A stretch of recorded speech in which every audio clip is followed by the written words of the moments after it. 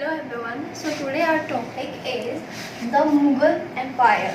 So we will start about the introduction that the Mughals is the descendant of the two great rulers. From the mother side, Genghis Khan, and from father side, the successors of the Timur. Genghis Khan ruled over the Mongols, China, some part of Central Asia, and from the father side, they were all the successors of Timur. So Mughal Empire founded by Zahir-ud-Din Muhammad Babur in 1526. So as we know that Mughal Emperor was founded by Babur in 1526. Babur ruled from 1526 to 1530 AD. Then Humayun ruled from 1530 to 1540, and then 1555 to 1556. Between 1555 to 1556, Humayun lost his kingdom to Sher Shah. Sher Shah was the Afghan chief of Bihar. He ruled in the Mughal Empire from 1540 to 1545. Then Humayun's son Akbar ruled from 1556 to 1605. Then Jahangir, Shah Jahan, Aurangzeb. Akbar was the first Mughal who ruled over Central Asian kingdoms in 1426, only at the age of 12. He was 12-year old. After that, after invaded Central Asian kingdoms, he came to invaded India. He invaded India in 1526. He defeated Ibrahim Lodi in the first Battle of Panipat. After winning the first Battle of Panipat, उसने कौन से area में अपना कब्जा कर लिया था? The areas were Delhi and Agra. After he captured Agra and Delhi, then he fought a battle of Khanwa with the great heroic Rajput Rana Sanga. Afterwards, when he fought a battle with Rana Sanga, he strongly positioned himself in the region of Agra and Delhi. Afterwards, he defeated Rajput. He defeated another Rajput at Chanderi in 1528 AD.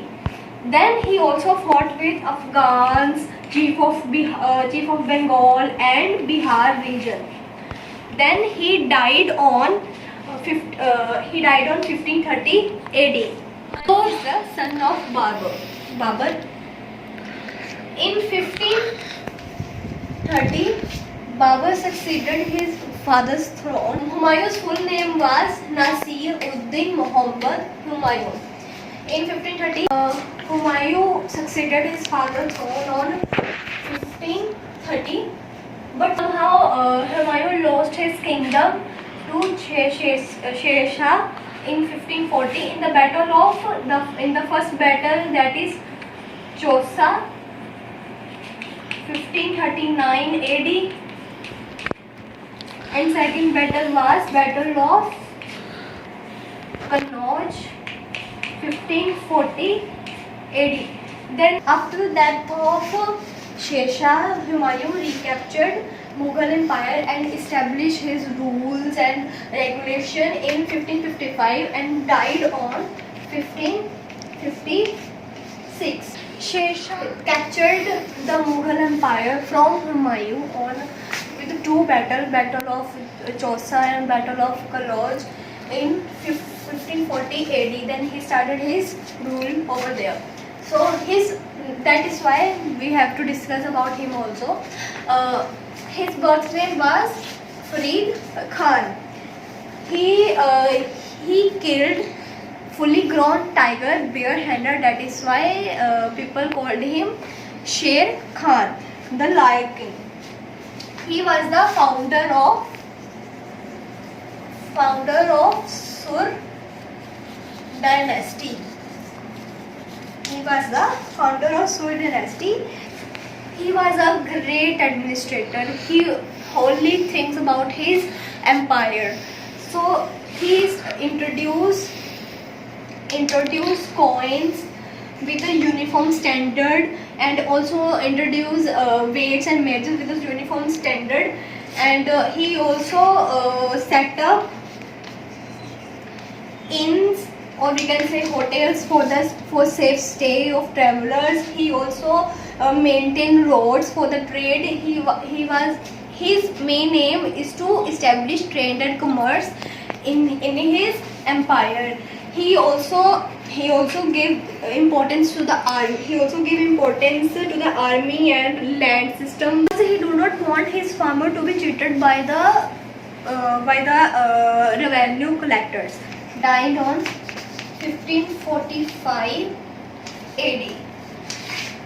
Then his successors ruled over his kingdom, but in 1505 AD, Mughal Empire, that is Humayun, recaptured his lost kingdom. We will be discussing a bit about Akbar. Humayun was succeeded by his son Akbar in 1556 AD. He was only 14 years old at that time. He ruled over the empire when he was 14 years old. He ruled over the empire under the guardianship of Bayram Khan.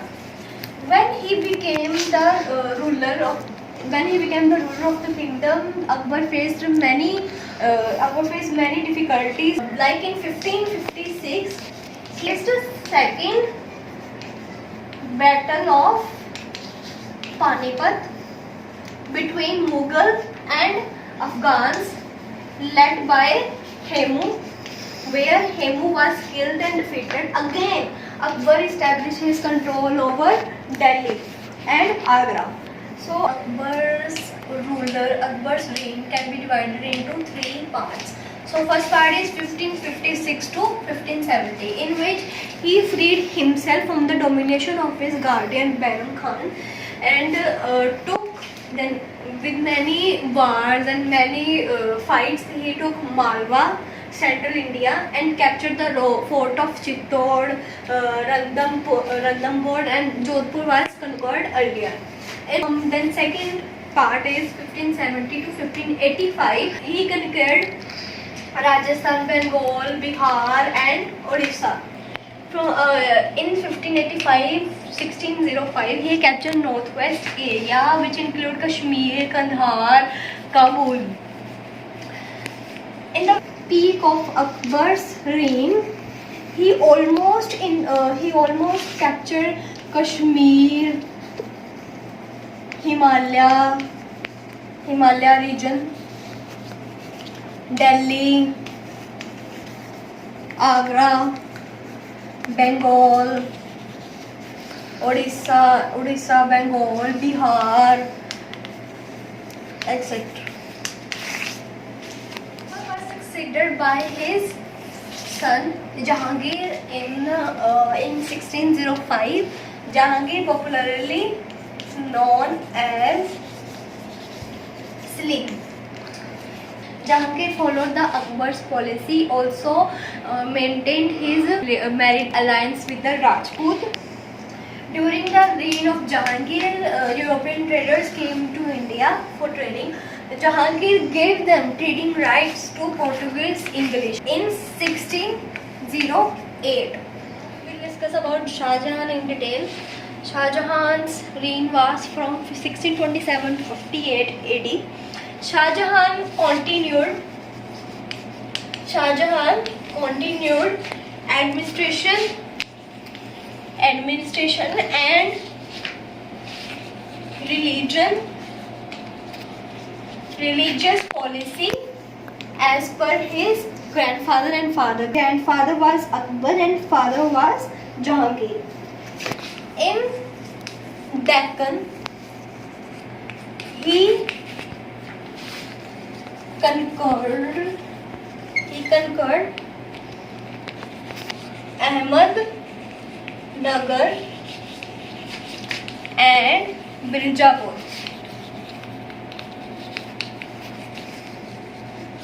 Then there was long peace and prosperity at the time of Shah Jahan's ruler.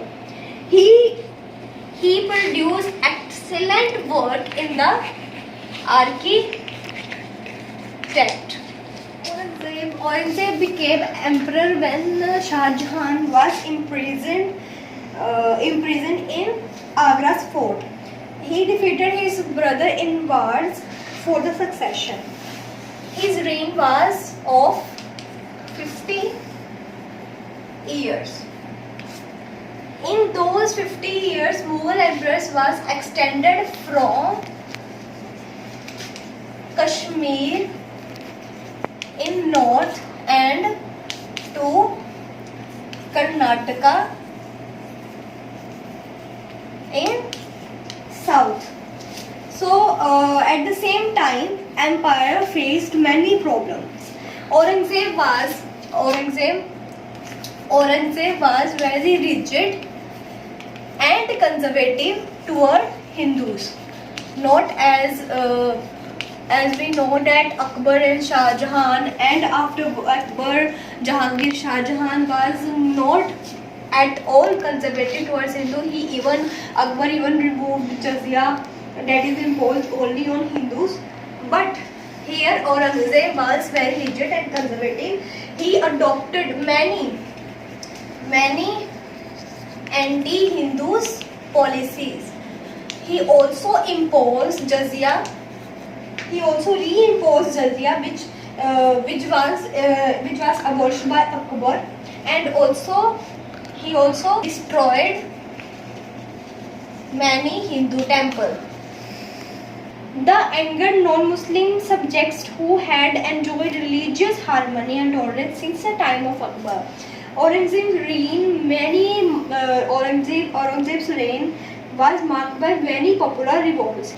Because he executed Sikh Guru Shri Guru Tegh Bahadur Ji, six did revolt against Mughals under the leadership of Guru Gobind Singh Ji.